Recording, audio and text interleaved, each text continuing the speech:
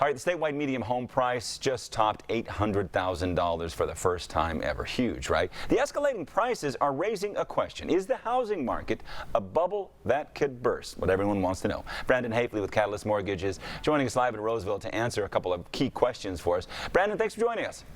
Thanks for having me, Richard. Okay, everybody wants to know the B word, bubble, but I mean, whether you call it a crash or whether you call it the bubble, the point is, I think a lot of people worry when we got this high, and I don't think we've been this high since, what was it, 06, 04, 05, something like that.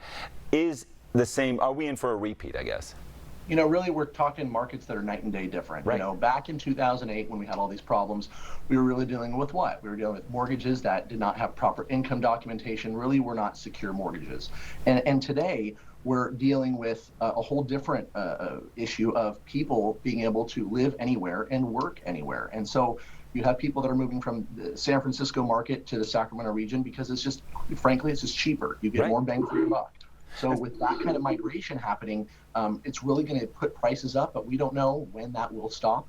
And what factors will make it change. But the important point of that, you said that this is external, whereas the last time around it was internal. It was because of the housing industry and because of things happening in the industry. Now we're dealing with everything external. When we talk about also housing prices, we mentioned the median statewide, but in Sacramento County it's $490, almost $500,000. Placer County $625.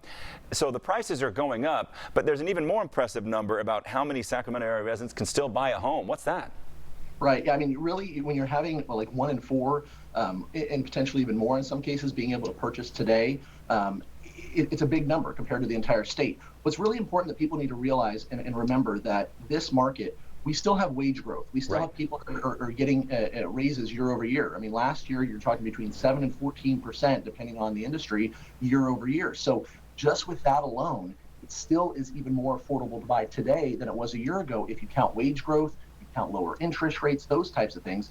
I think people need to not get caught up in the fact that, hey, prices are going up. Yeah. It really comes down to what can you afford and is the home right for you? And well, after, when we consider that, eventually this demand will drop off. There can only be so many people moving from the Bay Area. When the pandemic opens up, things will slow down. But that's the key word, a taper, not a burst. Right, exactly. And I don't think that it's going to be a dramatic slowdown by any means. I think that you are going to see a little bit of a slowdown, but we're not going to see a major correction in the market, in my opinion, when it comes to affordability until we build more homes. Right now, we don't have housing starts that are nearly where they need to be. So it's a supply and demand issue. And the problem is the smaller person, the first-time home buyer, is really the one that's affected the most by this because they're not able to get in.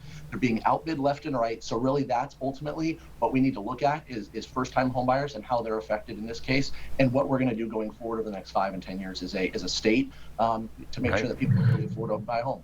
Get people on that ladder so they can acquire some wealth and acquire some homes. Brandon Haefele, thanks for helping us sort this out. It's always nice to talk to you and get a bigger perspective of what the housing market's doing. Thank you so much. Thank you.